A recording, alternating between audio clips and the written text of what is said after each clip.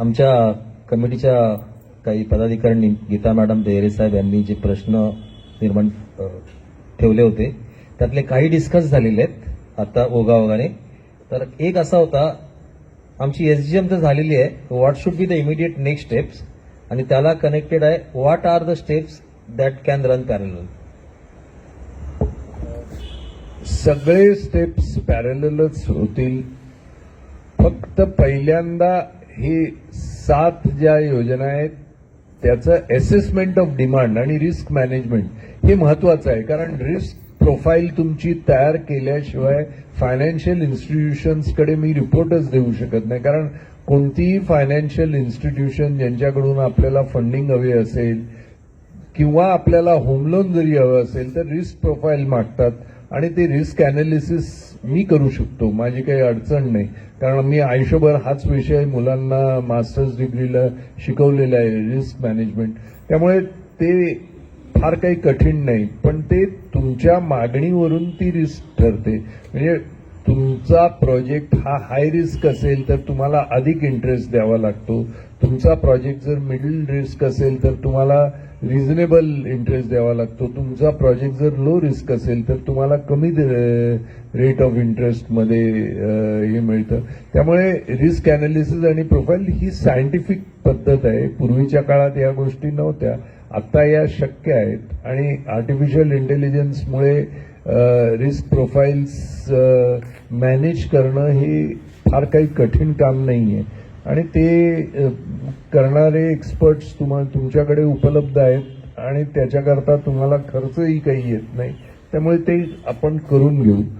आणि ते एकदा झालं की मग सायमल्टेनियसली आर्किटेक्ट सिलेक्ट करणं, 8-10 आर्किटेक्ट्सना बोलवून त्यांच्याकडून फायनल फिजिबिलिटी रिपोर्ट्स करणं, मग ते सगळ्यांकडून आलेल्या फिजिबिलिटी रिपोर्टचं कंपॅरेटिव्ह स्टडी आणि अनालिसिस करणं आणि त्या अनालिसिसमधून एकमेकांचे कंपॅरेटिव्ह स्टेटमेंट्स करणं, त्यांना क्वेश्चन करणं, त्यांच्याकडून प्रेझेंटेशन्स घेणं, त्यानंतर एका आर्किटेक्टला फायनल करणं, त्यानंतर त्याच्याकडून प्लॅन्स तयार करून घेणं, हा एक प्रकार झाला. त्याची स्ट्रॅटेजी काय असावी आर्किटेक्ट्स ठरवण्याची. तुम्हाला स्थानिक आर्किटेक्ट्सकडूनच डिझाईन्स पाहिजेत का तुम्हाला इंटरनॅशनल ग्लोबल टेंडर मागवायचे आहेत. ग्लोबल टेंडर मागवले याचा अर्थ जास्त पैसे दिले असं नाही. किंबहुना जी फी आपण स्थानिक लोकांना देतो त्याच्या 1/3 फीमध्ये आंतरराष्ट्रीय नावाजलेल्या आर्किटेक्ट्सचं, ब्रँडेड आर्किटेक्ट्सचं डिझाईन आपल्याला मिळू शकतं. आत्ताच सप्तपर्णीचे लोक चर्चा करायला आली होती. एका स्थानिक पीएमसीने त्यांना नुसती पीएमसीची फी 9,80,00,000 रुपये दिली.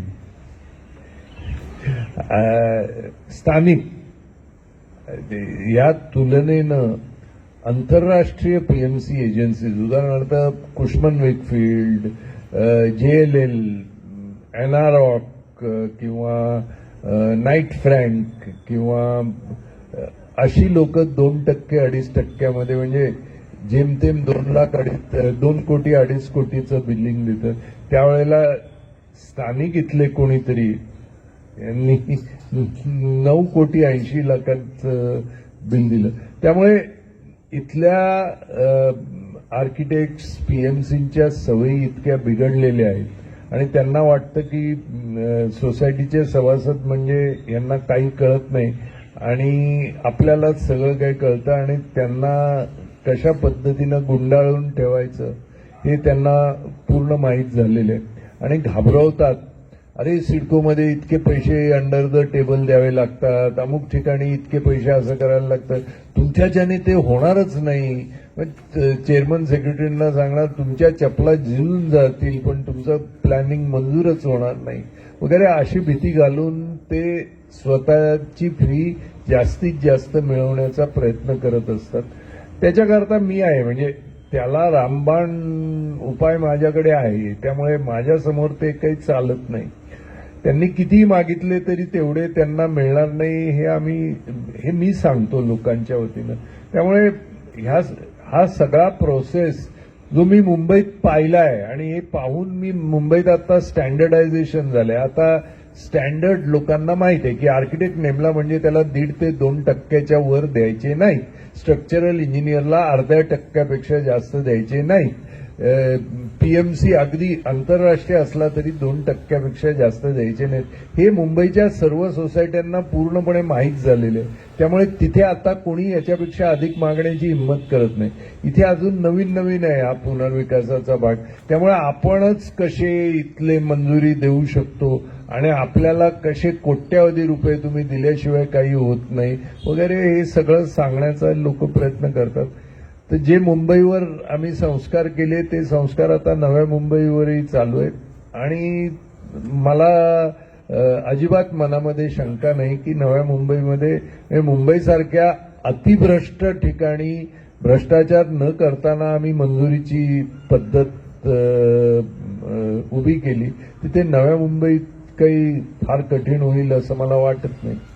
आणि ऑलरेडी 2 सोसायटीचे प्लॅन पुटअप झालेत आणि ते आम्ही बऱ्यापैकी एकही पैसा कोणालाही अंडर द टेबल न देताना मंजुरी घेतलेली आहे. त्यामुळे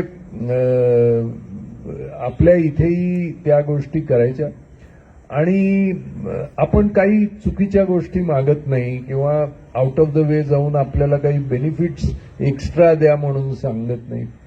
आणि एरवी आपल्याच पैशातून त्यांना पगार दिला जातोय तो आपल्या गोष्टी मंजूर करण्यासाठीच ते तिथे बसलेले आहेत. त्याच्याकरता वेगळं काही त्यांना द्यायला पाहिजे असं नाहीये. आणि हे तुम्ही कदाचित सांगू शकत नाही पण माझ्याकडे त्याचं तात्विक अनुष्ठान आहे. मी जाऊन सांगू शकतो की मी अनेक पदावर बसून जिथे दिवसाला मी 10 कोटी कमवू शकलो असतो तिथे मी काही कमाई केलेली नाही आणि मी भ्रष्टाचार केलेला नाही. त्यामुळे तू भ्रष्टाचार करू नको हे सांगण्याचा अधिकार मला आहे. हे मी लोकांना जाऊन सांगू शकतो त्या अधिकाऱ्यांना. त्यामुळे तुम्हाला त्याचा त्रास होणार नाही याचा मी प्रयत्न करीन.